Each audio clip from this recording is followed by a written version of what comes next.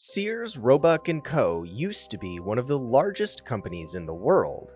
In 1969, its revenue accounted for 1% of the entire GDP of the United States, and 2 out of every 3 Americans shopped there regularly. Those statistics still stand true for one company, but it isn't Sears, it's Amazon. Sears was a massive conglomerate, started in 1892, which over the course of history has truly sold everything. Today, of course, it's a dwindling skeleton embodying the death of traditional retail, with only about 100 stores left operating. But some decades ago, you could buy whatever your heart desired through their mail catalog. You could even buy a house. No, not a tiny dollhouse, but an actual house, and you could do it for anywhere from $360 to $2,890. Today, that equates to a range of $10,500 to $85,000.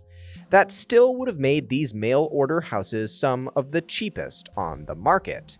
All someone had to do at the time was pick out a home they wanted from a mail catalog, fill out the provided form, and mail it back to Sears, who would even take care of financing and shipping. The only thing the buyer had to do was hire a carpenter to complete the assembly of the house. While all of this may sound crazy, between 1908 and 1940, Sears sold between 70,000 and 100,000 homes. Perhaps Amazon needs to start getting into the housing market? This crazy idea from one of America's largest conglomerates at the time was first put into place when Sears issued their Book of Modern Homes and Building Plans, featuring 44 individual housing styles in 1908. Of course, these homes were really only the rough pieces needed to build the house. By 1916, all of the boards and pieces were pre-cut and ready to assemble like Legos. Buyers would still have to pour a foundation to build upon. Even though this was the early 1900s, Sears had shipping down pat. Buyers would receive updates on when products were shipped, updated times of delivery, practically everything Amazon provides for orders today. Houses were loaded onto 2 boxcars, and at every stop of the train, a postcard would be mailed to the customer, indicating location and new expected arrival date. When you realize this was 100 years ago, it really makes you wonder how your packages can still get lost today. Sears offered their own financing and mortgages for the homes they sold, but this decision is widely regarded as one of the worst decisions the company ever made, mostly because of timing.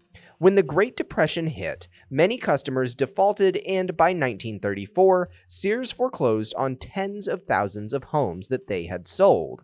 This weakened the brand image of the chain. No one wants their house taken away by their favorite store. Sears continued selling homes into 1942, but eventually their homes department was shuttered. So, did Sears make any money selling homes? Well, yes and no. Sears sold roughly $87 million worth of homes for an initial profit of $43 million in early 1900s dollars.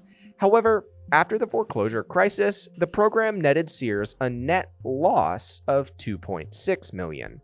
Today, many Sears homes still stand, with one of the largest groupings being in Elgin, Illinois, where one community has over 200 Sears homes still standing.